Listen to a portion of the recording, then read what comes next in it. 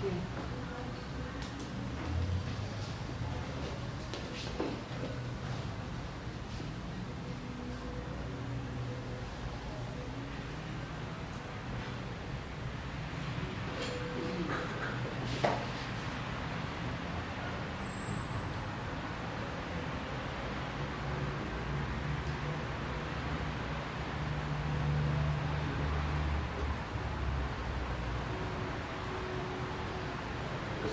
alguém quiser compartilhar na página, já está no Facebook da Associação do Bairro Buritis.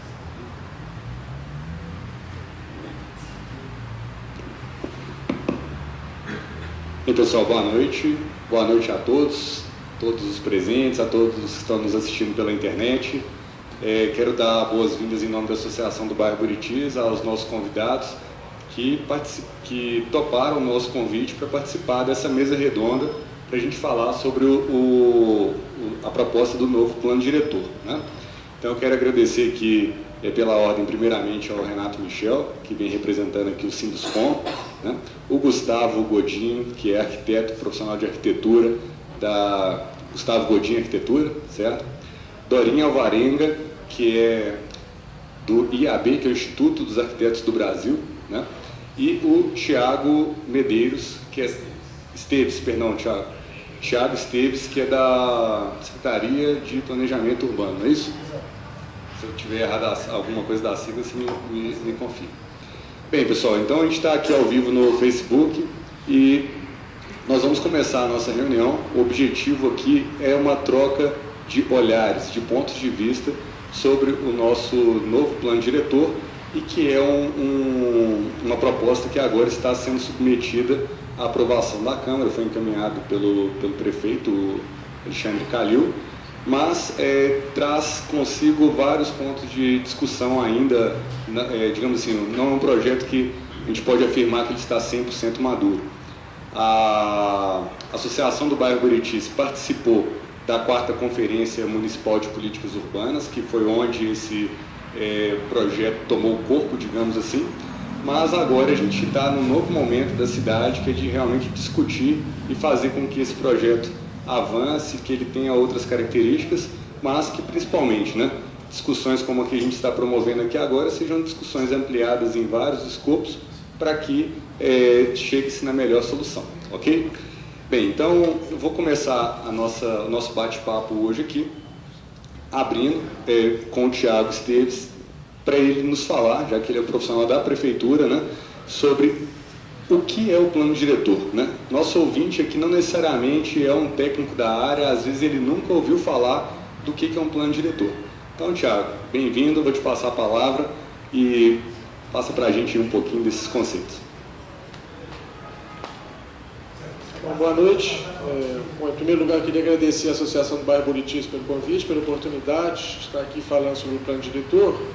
O plano diretor, Braulio, ele é definido na Constituição Federal, ele é uma exigência constitucional para todos os municípios com mais de 20 mil habitantes e ele é caracterizado como principal instrumento de política urbana. Então é ele que vai indicar a forma de desenvolvimento da cidade, ele que vai indicar as diretrizes gerais de desenvolvimento urbano, ele vai indicar as áreas prioritárias para a ocupação, as áreas de preservação, ele vai indicar as áreas para políticas de habitação social, áreas de interesse cultural, enfim, ele é que vai ser a diretriz geral de desenvolvimento e de construção da cidade. Em Belo Horizonte nós tivemos nosso primeiro plano diretor em 1996, ele já vem sofrendo algumas alterações. Nós temos em Belo Horizonte uma tradição de discussão pública de todas as revisões do plano diretor, que são as conferências municipais de política urbana. A última conferência aconteceu em 2014, foi a 4ª Conferência Municipal de Política Urbana. Tem uma questão interessante, que é importante, né, de todo mundo que está acompanhando saber, porque a conferência anterior, a 3ª conferência, que aconteceu em 2009, ela definiu que deveriam ser realizados estudos detalhados em cada uma das 4 regiões das 9 regiões administrativas da cidade. né? Belo Horizonte é uma cidade grande, tem 9 regiões administrativas. Então, a partir dessa definição da terceira conferência, que foi uma deliberação de 2009, foram realizados os planos diretores regionais. Foi um trabalho que foi feito entre 2011 e 2013. Foi uma coleta de dados, de informações, uma atualização sobre a situação da cidade muito importante, que nos trouxe dados que até então a gente não tinha, e que foi ele que subsidiou a proposta que foi levada para a 4ª Conferência Política Urbana. Essa conferência também foi uma conferência, como você mesmo disse, que contou com a participação popular, tinha representante aqui da Associação do Buritis, de vários bairros, os setores, tinha, né, a conferência tradicionalmente organizada em 3 setores, delegados de 3 setores, técnico, popular e empresarial, e ela, né, o executivo leva uma proposta e os delegados, eles têm o poder de deliberar sobre cada uma das propostas e de apresentar novas propostas que são votadas. Isso aconteceu em 2014 e já em 2015, né, porque você comentou que este ano foi apresentado um projeto de lei. Na verdade, o que essa nova gestão apresentou foi uma emenda substitutiva ao projeto de lei original, que é de 2015. Então, esse projeto de lei, na verdade, ele está tramitando na Câmara Municipal desde 2015. Então, o que foi feito agora foi um ajuste, um esforço, né, que a secretária Maria Caldas ela tem chamado de simplificação, porque ele foi um projeto considerado extremamente complexo, de difícil compreensão, mas é importante ressaltar que todas as decisões da conferência foram respeitadas nessa revisão que foi apresentada agora em junho. Tá? E essa é a situação que a gente encontra agora. Tá, ok? Bem, então, dada a introdução, né, do Thiago, falando para a gente aí o que é o plano diretor, eu vou passar aqui pela ordem, depois a gente volta e vai colocando esse debate. Então, eu vou passar a palavra para a Dorinha Alvarenga, e a questão é a seguinte, Dorinha, gostaria que você destacasse, na sua visão, um ponto positivo do novo plano diretor e um ponto negativo no seu entendimento, ok? Boa noite a todas e a todos. Eu queria agradecer o convite da Associação de Moradores do Buritis. Como representante do Instituto de Arquitetos de Minas Gerais, eu sou a vice-presidente.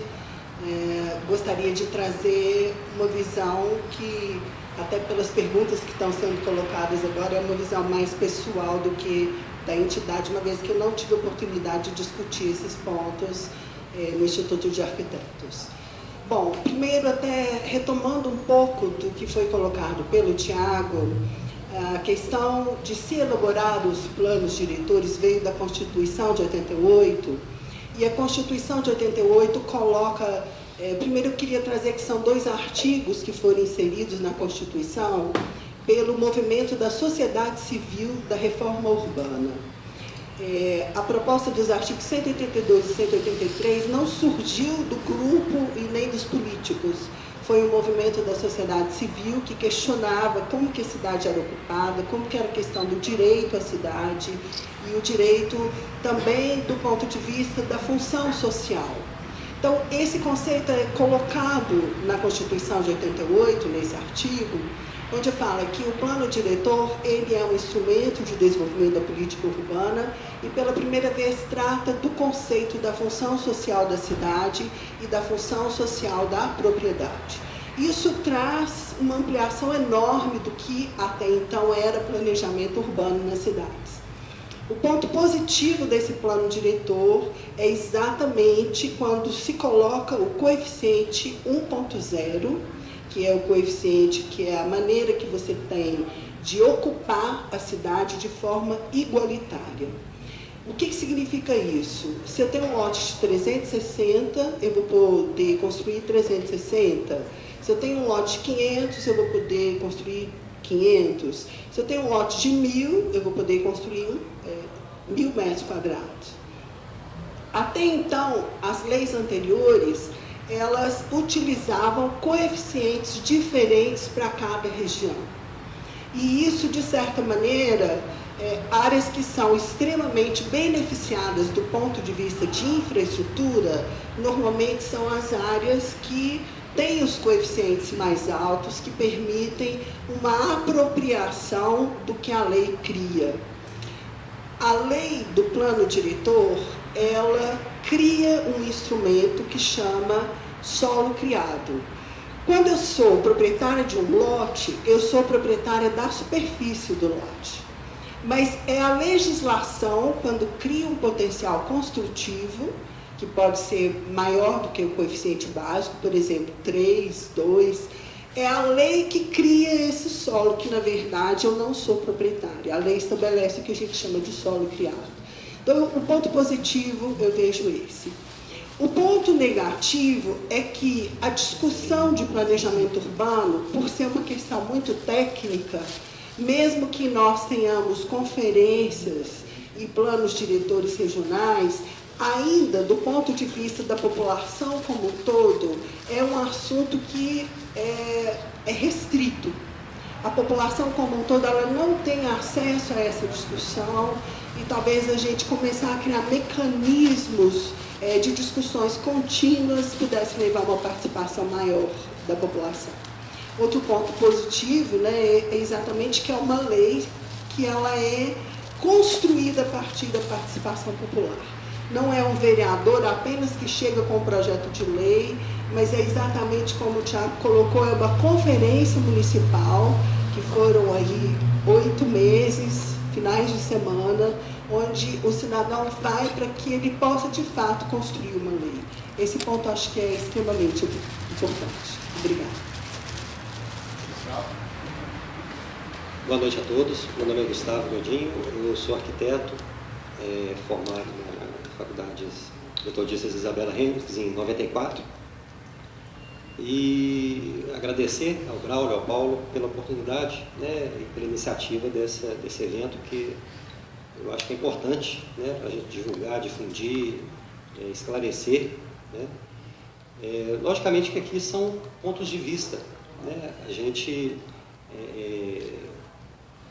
dá a nossa opinião baseado no que a gente vive, no contexto da nossa vivência, da nossa cidade, das notícias e das situações que a gente passa, que a gente ouve, que a gente vive. Eu atuo vou falar aqui como atuante diretamente na prática da lei, né? Porque eu desenvolvo, nesses 20 e poucos anos aí de arquitetura, projetos, né? Edificações comerciais, residenciais, enfim, né? Toda a vasta gama de possibilidades de arquitetura a gente passa e a gente vive, e muito especialmente o mercado imobiliário, né? A atuação no mercado imobiliário, no projeto de edificações. Como ponto positivo, eu vejo como conceito esse plano e o estatuto, eles são muito bons nessa possibilidade de equalização e de justiça social, justiça da terra, enfim, né, ele cria artifícios de financiamento público para a infraestrutura urbana, enfim, de um modo geral, é um plano muito interessante, muito bom. Como ponto negativo, eu vejo que a implantação do plano numa cidade como Belo Horizonte, uma cidade já consolidada, economicamente consolidada, ele deve ser feito com muita parcimônia, com muita calma, com muita discussão. Eu tenho muito medo de um plano, da forma que ele está, se implantado, paralisar a atividade do mercado imobiliário em Belo Horizonte. E eu me preocupo porque eu faço parte desse mercado, né, de uma certa forma, projetando, e eu tenho muito medo, não só por mim, mas muitas categorias que podem vir a sofrer, construtoras, engenheiros, mão de obra, tudo que envolve a construção civil, que é muito grande, né? Porque quando você reduz o potencial construtivo, você encarece, de um certo modo, a edificação. Porque o plano só funcionaria se a terra, se o preço da terra caísse na mesma proporção do coeficiente, para se equalizar os custos da construção. Então, é isso. Eu vejo como uma grande possibilidade que a gente tem em Belo Horizonte, porém, eu acho que a gente tem que discutir muito ainda, e é um plano que ele pode até vir a ser implantado sim, mas não nesse curto e médio prazo que a gente está vendo que pode acontecer. É a minha opinião pessoal, né? Respeito a todas as opiniões, mas, enfim, é isso que eu acho.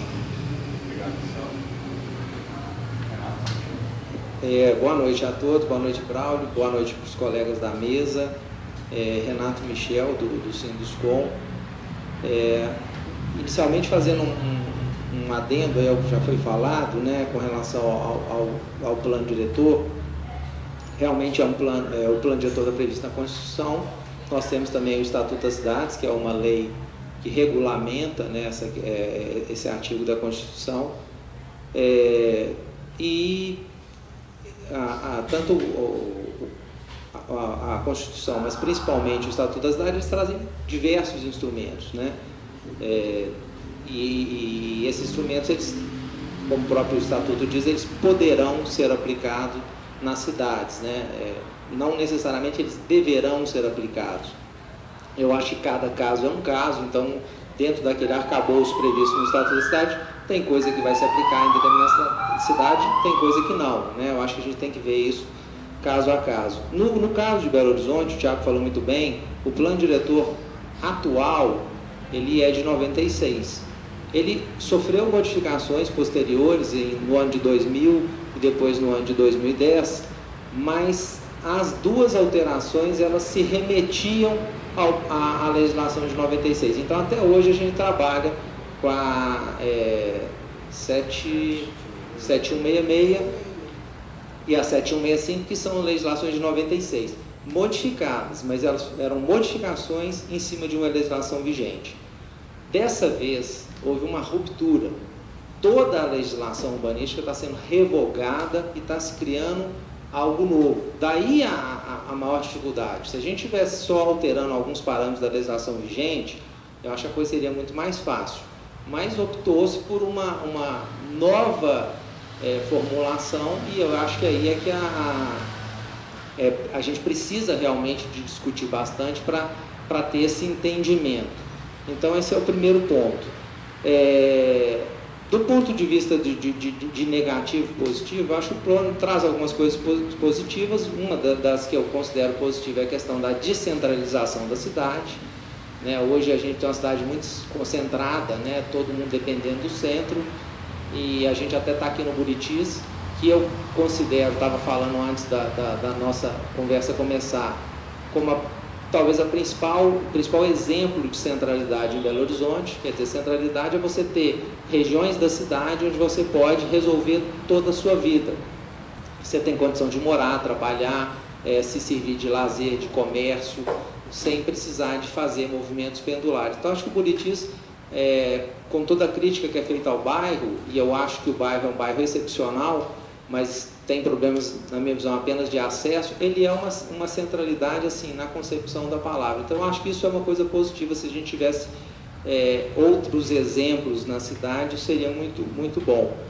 Como negativo, eu avalio, do ponto de vista do mercado, que o plano ele foi muito bem estudado do ponto de vista do planejamento urbano, das questões urbanísticas, que isso vamos dizer assim, a especialidade da Secretaria de Planejamento, né? O arquiteto, as pessoas que trabalham com planejamento, normalmente eles se preocupam muito com a questão urbanística, porque é da formação deles, mas tem muito pouco estudo econômico. Então, o plano diretor ele não pode ver só as questões urbanísticas, ele tem que tratar também das questões econômicas, porque o urbanístico não se sustenta sem o econômico, né? Dentro da fala do Gustavo Godinho, eu acho que isso é essencial que seja visto, né? É muito diferente você criar um plano de uma cidade que vai ser construída e você mexer num plano, modificar um plano de uma cidade consolidada como Belo Horizonte. Belo Horizonte ela não tem mais terrenos disponíveis, 92% da nossa cidade já está construída. Então, para você fazer uma nova edificação, você tem que demolir uma edificação existente. E isso é uma lógica que prejudica a questão do coeficiente de aproveitamento 1. Só para encerrar, o Estatuto da Cidade prevê sim, isso ficou muito claro na apresentação que a Prefeitura fez na semana passada, do Lincoln Instituto, um coeficiente único, que significa único igual na cidade inteira. Não quer dizer que o coeficiente tem que ser 1, ele pode ser 2, 3, 4, 10, desde que ele seja igual na cidade inteira. Então eu acho que isso é uma interpretação equivocada e que mexe muito com a questão financeira, econômica do plano. Obrigado, Renato. Pessoal, vamos para a nossa então segunda roda de questões, né? Vou passar a primeira palavra aqui para o Thiago. Porque a chave de viabilidade, de viabilizar a questão do plano diretor, né, passa por um instrumento que é chamado de outorga onerosa. Então, vou passar a palavra para o Thiago aqui com a pergunta, né? O que é outorga onerosa, Thiago? Gostaria que você desse uma explanação para instruir os ouvintes e todo mundo que está participando. Bom, outorga onerosa é uma expressão que, né, parece muito pouco acessível para os leigos, então eu até prefiro usar a expressão que a Doreen usou, que é o famoso solo criado, que ele é muito mais autoexplicativo, é a mesma coisa. Quer dizer, outorga significa concessão, o poder público concede, e oneroso significa que é pago. Quer dizer, significa que para que um empreendimento, dentro de um determinado lote, um empreendimento possa ter uma área construída acima do coeficiente básico definido, acima do coeficiente 1, aquele empreendedor vai ter que desembolsar um valor. Existe também no plano algumas modalidades de outorgas não onerosas através de medidas que estão sendo chamadas no plano de gentilezas urbanas, ou seja, nem toda aquela outorga é onerosa, mas em termos específicos é isso, é você cobrar para que num determinado lote você tenha um benefício para um lado, para o empreendedor daquele terreno, e por outro lado você tenha um impacto, e é daí a justificativa da cobrança, sobre a sociedade, sobre a cidade. Existe uma série de discussões, né? Eu vou tentar focar nas principais delas aqui, porque essa discussão pode ser muito ampla, eu posso ficar mais de uma hora falando aqui. Bom, em primeiro lugar, né, essa questão do rebaixamento do coeficiente, ela não é exatamente uma verdade. Quer dizer, o que o plano propõe é a unificação do coeficiente básico. O próprio plano tem um mapa onde ele indica os locais da cidade, onde se permitirá, com a aprovação do plano, ultrapassar aquele coeficiente e até qual ponto. E existem algumas áreas da cidade recentralidades, como o Renato estava indicando, onde o coeficiente chega até 4. Hoje o máximo que a gente tem na cidade é de 2,7. Ou seja, a gente não está reduzindo os coeficientes, a gente está aumentando esses coeficientes. Bom, isso é uma questão. Agora, com relação a suposta ameaça de encarecimento dos imóveis e de retração da atividade de construção civil, a gente tem bastante tranquilidade através de estudos de verificação, né? Eu discordo do Renato quando ele coloca que não houve discussões, também não houve estudos econômicos. Foi criado, inclusive, né, na época que a gente estava discutindo, a versão inicial do plano, os planos diretores regionais, foi criada na Secretaria de Planejamento Urbano uma gerência de estudos econômicos exatamente com essa finalidade. E o que a gente verificou, que esses estudos indicaram, é que esse valor hoje, ele já é pago pelo empreendedor, pelo incorporador. Mas ele é pago para quem? Para o dono do terreno, a quem aquele direito é concedido. O que o plano está fazendo é colocando esse direito para a sociedade, na pessoa do poder público. Ou seja, ao invés do terreno incorporar aquele valor do coeficiente, né, como a Dorinha indicou, você tem um terreno que o coeficiente é 1 e o outro terreno que o coeficiente é 2, é claro que o outro terreno ele vai ter um valor comercial mais alto. Então, a unificação do coeficiente básico, a tendência é de abaixar o valor da terra. E aí, sim, isso a gente fala com todas as letras, porque nem todos saem ganhando, os prejudicados são os donos de terreno. Quem vai perder valor é o terreno.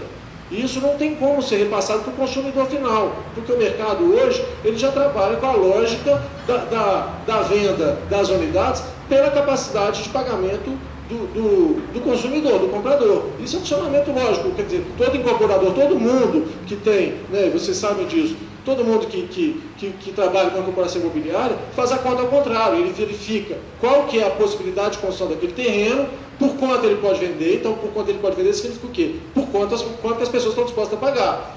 Quanto que seria o custo dele, quanto que seria a margem de lucro e a diferença é o valor que ele estaria disposto a pagar no terreno.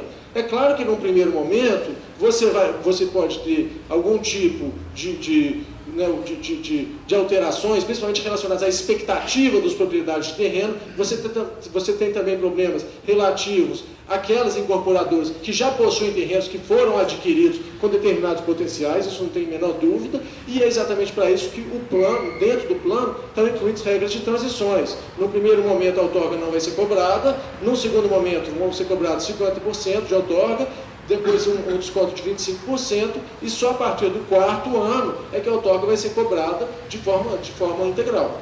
Tá, isso aqui está previsto. Acho que talvez tenha falado mais do que devia, falei mais do que a resposta da pergunta, mas é porque eu acho que foi importante fazer alguns esclarecimentos relacionados às colocações dos parceiros da mesa. Bem, vamos então agora fazer a roda ao contrário aqui, vou passar a palavra para o Renato. Mas agora, eu fiz a pergunta mais técnica para o Thiago, ele já conceituou o que é outorga onerosa. A pergunta, né, para a mesa é: o resultado que se busca com a outorga onerosa será de fato eficaz? Né? Aí o Thiago já começou até a fazer uma explanação. Renato do Sinduscom, não, a resposta é não. Eu acho que não vai ter o resultado. Do nosso ponto de vista, porque a gente tem que fazer uma diferença entre um instrumento de política urbana, a outorga onerosa, tal qual ele está previsto no Estatuto da Cidade, e um instrumento de política urbana, a outorga onerosa, que está previsto no Plano Diretor de Belo Horizonte. Eu acho que no Plano Diretor de Belo Horizonte ele tem algumas especificidades que o diferenciam da outorga onerosa, com o qual nós não somos contra o instrumento, nós somos contra a forma como ele está sendo aplicado. Do nosso ponto de vista, da forma que ele está sendo aplicado em Belo Horizonte, a outorga é um imposto, não tem outra palavra para definir. É um imposto que vem na hora errada. Por que é um imposto que vem na hora errada? Porque as pessoas estão cansadas de pagar pela ineficiência, né? Belo Horizonte tem uma arrecadação de 12 bilhões de reais. E a prefeitura estima que vai arrecadar com a outorga 60 milhões de reais. No nosso ponto de vista, até uma estimativa superestimada. A gente acredita que não arrecada isso tudo. Mas suponhamos que o número da prefeitura esteja certa, o orçamento de Belo Horizonte é 200 vezes maior do que o que se pretende arrecadar com a outorga onerosa. Então eu fico pensando o seguinte: o que a prefeitura não faz com 200 que ela vai conseguir fazer com 201? Né? Você sai para comprar um negócio assim, 200 eu não dou conta não, mas se me der 201 eu dou conta de fazer. Então todo mundo fica assim, se perguntando, as pessoas não acreditam hoje no poder público, na capacidade do poder público de solucionar as questões que são relevantes para o cidadão.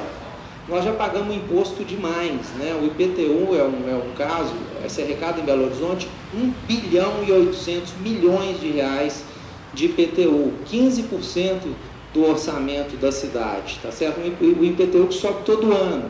E eu estava conversando com meu colega Paulo aqui antes de começar, a situação do Buritis, o que se paga de IPTU no Buritis e qual a contrapartida que o Buritis tem do poder público de aplicação desse recurso que foi pago pelo morador do Buritis aqui na região. Eu acredito que quase nada vem para cá como retorno, como benefício para o morador. E nós já temos hoje uma economia em crise, né? Não precisa de falar isso para ninguém, quer dizer, esse tipo de atitude só vai aumentar a crise, só vai aumentar o desemprego na nossa cidade. Nós tivemos aí, nos últimos 5 anos, 120 mil postos de trabalho perdidos em Belo Horizonte. Desses 120 mil, 50% era construção civil. A própria prefeitura, quando foi cuidado da questão dos camelôs do centro, fez uma pesquisa onde indicou que 85% dos camelôs que estavam no centro eram advindos da construção civil.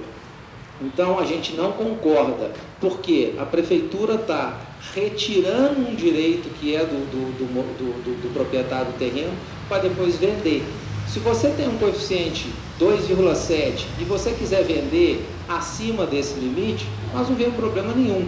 Agora, se você tem um coeficiente 2,7, a prefeitura te confisca 1,7 e depois te vende, aí de fato você está criando mais um insumo, né? O Thiago falou muito bem que o mercado trabalha hoje em cima da expectativa, da capacidade de pagamento do cliente. E não é só o mercado imobiliário não, qualquer um. Se você montar uma carrocinha de cachorro-quente ali na esquina, você tem que saber quanto que as pessoas estão dispostas a pagar por um cachorro-quente. Se você estiver vendendo acima desse preço, você não vai conseguir vender. Qualquer comerciante, qualquer empresário tem que saber a capacidade de pagamento do seu cliente em qualquer área. Então, nós não temos mais espaço para isso. Se você inclui a outorga onerosa, ela passa a ser mais um insumo, porque nós não acreditamos que o terreno vai baixar. Né? Isso é fato. E, além do mais, se a gente for fazer uma conta simples, para uma arrecadação, porque se o terreno baixasse de preço, que seria, vamos dizer assim, o mundo ideal, do ponto de vista da proposta da prefeitura, teria que haver uma redução do IPTU. Porque se a pessoa tem um imóvel que tem um determinado valor, com um determinado coeficiente de aproveitamento, esse coeficiente é retirado, óbvio que amanhã esse imóvel teria que valer menos. Né? Portanto, o IPTU que a pessoa paga também teria que ser menor. Eu acho que isso é uma lógica que a própria prefeitura aceita. Ora, você tem uma arrecadação de 1 bilhão e 800 contra uma projeção de arrecadação da outorga, eu estou encerrando, 60 milhões, ou seja, se você perder 3% do IPTU, se tiver uma redução de 3% no valor do IPTU, já comeu o que você arrecadou com a outorga. Então, eu de fato não consigo entender o que a prefeitura vai conseguir fazer com 60 milhões a mais num orçamento de 12 bilhões. Bom, eu também não acredito muito na eficiência, na eficácia da outorga onerosa em Belo Horizonte, nesse modelo. É um instrumento legítimo, poderoso, muito justo, né? Quem quiser construir mais, paga-se por isso. Eu acho que é por aí. Se você quer construir, você pode construir prédios de 10, você quer construir 20, então você paga para você ter, para o poder público aplicar na infraestrutura daquela região. Mas, como o Renato disse, eu acho muito perigoso a aplicação dentro do plano da forma que ele é hoje também. Eu acho que você tirar... né, hoje, em Belo Horizonte, a cidade ela é classificada por zoneamentos. Então, você tem zoneamento, zona adensada, zona de adensamento preferencial, zona central, enfim, né, não vamos detalhar muito, mas você tem, de um modo geral, do centro de Belo Horizonte para fora, o coeficiente decrescente. Você tem 2,7 no hipercentro, na periferia do hipercentro, zona centro-sul, 1,4, 1,5, e na periferia chega a 1,0, que né, inclusive o coeficiente por onde se quer nivelar esse plano. Então, eu também acredito num travamento de mercado. Né? Como eu já falei, eu acredito que hoje um terreno, não vou nem falar de 2,7, que é um limite, até 1,5, 1,4. Quando você já se trabalha hoje muito justo, os terrenos eles estão caros, né? As margens de lucro hoje já não são, né, quando se fala de empresário da construção civil, do setor, é lenda, não existe essa lucratividade estupenda, principalmente nessa economia que a gente está vivendo. Então, eu acho que quando você reduz, você nivela por baixo esse coeficiente para 1,0, você está desincentivando, o camarada não vai vender o terreno mais barato. Ou o construtor, igual vocês falaram, o construtor é o que menos pede, porque ele vai ter que mandar esse preço para algum lugar. Ou ele joga para o preço do apartamento, que no mercado não absorve, né?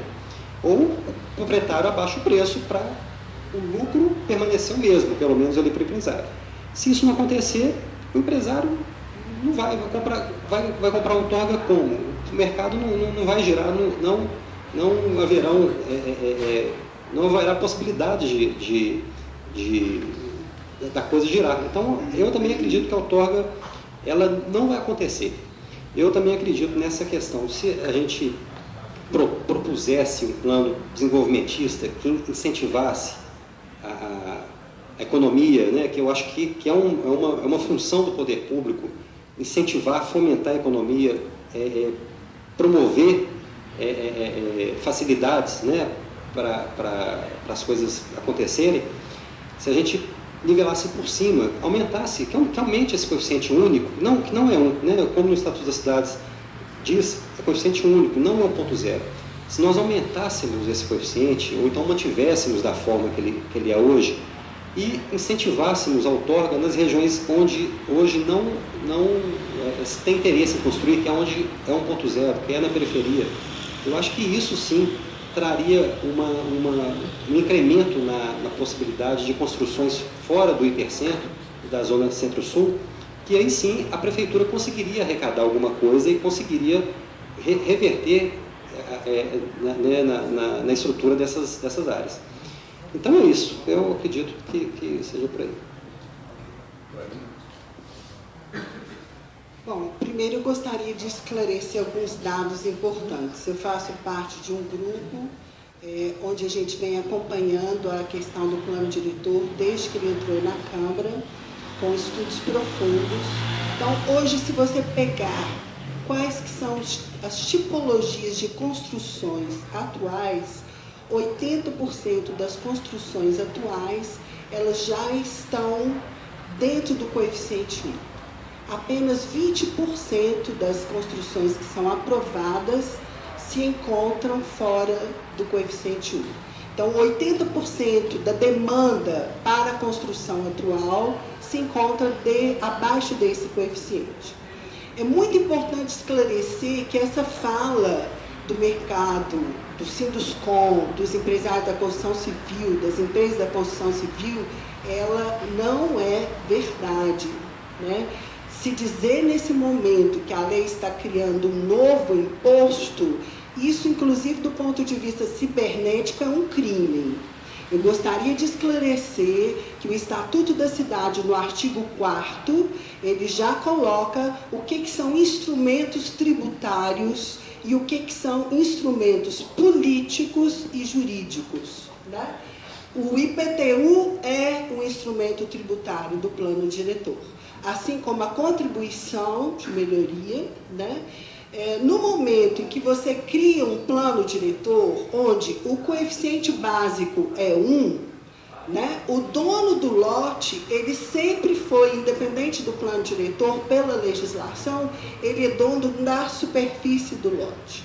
O que a lei, até hoje, várias leis, né, ocorreram, eu acho até por uma imaturidade legal, porque a Constituição é de 88, o Estatuto da Cidade é de 2001, que regulamentou os artigos 182 e 183, e ele deu um prazo de 5 anos para os municípios fazerem os seus planos diretores, que foi aí a fase de 2005. Então, não se conhecia nem o que era plano diretor, muito menos o que era coeficiente básico. A nossa lei que está sendo proposta agora, ela parte de uma demanda real, que é o coeficiente 1. Quando se diz que está se criando mais um imposto, está se dando uma noção completamente errada para a população. Eu não concordo em nenhum momento com essa visão, pelo contrário, a outorga onerosa, aquilo que era, de certa maneira, confiscado pelo dono do lote, a partir de lucro que ele, pessoalmente, e o próprio mercado imobiliário assumia, ele agora está sendo redividido para que toda cidade possa usufruir desse solo criado. Quando a gente diz que é um imposto, isso daí soa assim, eu me preocupo porque é uma falta de conhecimento técnico do ponto de vista urbanístico e leva a população a enxergar o que exatamente é o contrário da outorga. A outorga, ela já está fazendo o que você propõe, porque a outorga, parte dessa outorga, ela vai voltar para as centralidades, principalmente na infraestrutura de criação de serviços, de comércios nessas centralidades, além de toda a infraestrutura necessária nessas centralidades. Outra questão importante que a outorga está estabelecendo, e diferentemente do imposto, porque quando você paga o IPTU, aquele dinheiro vai para o bolo geral da prefeitura. Enquanto que quando você paga a outorga, já está definido qual que é o percentual da outorga que vai para a centralidade para ser reinvestido, vai para os fundos da habitação, parte dessa outorga vai voltar para a construção da habitação de interesse social. Me preocupa muito quando o mercado, né, principalmente o Sinduscom, diz que a outorga vai paralisar a construção. Se a gente pegar São Paulo, né, na época do Fernando Haddad, a outorga ela correspondeu a 25% do orçamento, e mesmo com toda essa queda da economia, a outorga onerosa está correspondendo a 11% do orçamento. Dizer que o plano diretor, o coeficiente 1, vai desempregar, gente, isso aí é para boi dormir, pelo amor de Deus. Nós estamos vivendo a maior crise política e econômica do Brasil e todo mundo já foi desempregado antes do coeficiente 1. Então, essa conta a gente não pode colocar na conta do coeficiente. Eu sugiro, assim, que seria muito importante, Renata, a gente pensar como que essa outorga é, sim, um fator de ampliação da área de construção civil. Não vejo em nenhum momento como fator de desemprego, muito menos de redução da construção civil.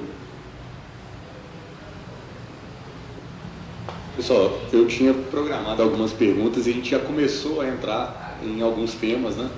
Esse tema mesmo, se a outorga é um imposto ou não, é um tema que eu tinha colocado aqui. Então, como ele veio para a mesa agora, eu vou pautá-lo, né? O Thiago se manifestar, acho que o Gustavo, porque realmente houve uma comunicação do setor empresarial, né, para a comunidade, de um modo geral, informando, né, não mais um imposto, porque mais imposto não, perdão, que estava querendo dizer exatamente o seguinte: esse custo a mais que iria recair no produto final da construção civil. Mas, por outro lado, o imposto, a visão de imposto é um pouco diferente pelo conceito jurídico, pelas questões que a Dorinha acabou de colocar, né? Então, são visões antagônicas, mas gostaria de ouvi-los a respeito da visão de vocês, né? Alguns já se manifestaram, podem usar o tempo para fazer alguma outra explanação. A pergunta é, né, outorga é um imposto ou não, né?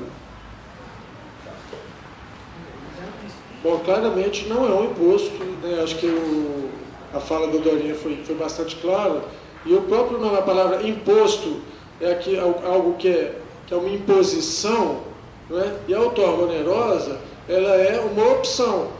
Caso o proprietário de um terreno opte por edificar acima da área do terreno, aí a condição para isso é o pagamento daquele valor. Além disso, bom, isso do ponto de vista técnico, né, acho que é uma questão muito clara para todo mundo entender.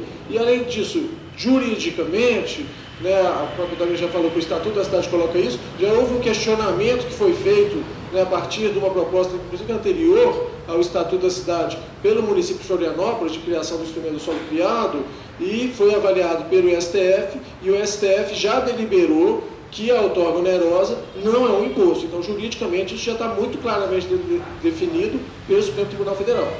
Aí, do ponto de vista técnico, não existe imposição àquilo. É uma opção, em contrapartida a uma ação que vai gerar repercussão sobre a cidade, que vai sobrecarregar a infraestrutura, e o valor, né, isso é importante ressaltar, como a Dorinha já falou, todo o valor da outorga onerosa, ele vai ser colocado em dois fundos, o Fundo de Habitação Social e o Fundo de Infraestrutura das Centralidades, que são voltados unicamente para essas finalidades: infraestrutura urbana, equipamentos públicos sociais e habitação social, com acompanhamento popular através do Conselho de Política Urbana com o público.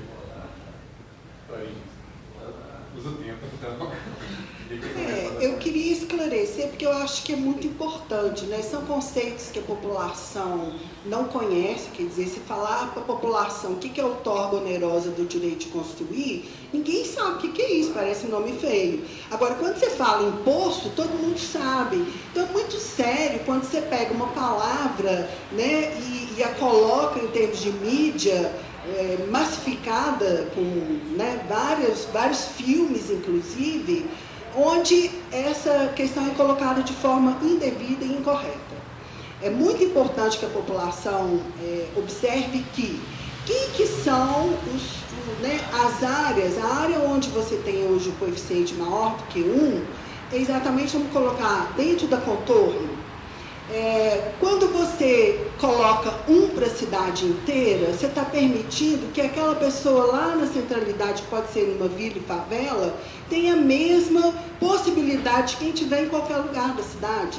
Outra questão que é muito importante é a gente identificar o que ganha a cidade com a outorga onerosa, né? Porque até então quem ganhava era o dono do lote, ou a incorporadora, ou a construção civil. A partir do momento que você possibilita o coeficiente 1 em toda a cidade, sendo que 80% já constrói abaixo do coeficiente 1, por que esse grito todo está sendo dado por um setor? E um setor que saiu da conferência de política urbana, né?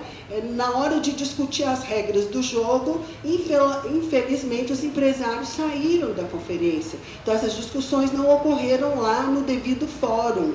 O local de ter discutido essa questão do coeficiente era lá na conferência de política urbana, com todos os segmentos representados. Fazer uma massificação de uma ideia incorreta e colocar uma discussão que já foi feita na conferência agora na Câmara, é um processo assim, que eu acho que a gente tem que avaliar muito bem qual que é, né, o posicionamento de um grupo que sai do jogo na hora de jogar e aí coloca como regra uma questão que é diferente num fórum que é o da Câmara Municipal. Então, acho que é muito importante essa valorização da participação popular, onde todos os segmentos tiveram a oportunidade de estar lá discutindo, colocando seu ponto de vista, e a gente valorizar todo esse processo, porque o plano diretor não é uma lei que vai ser definida só na Câmara, né? Ela é uma lei que ela foi construída numa conferência de política urbana e, como o Thiago falou, apesar de ser um substitutivo,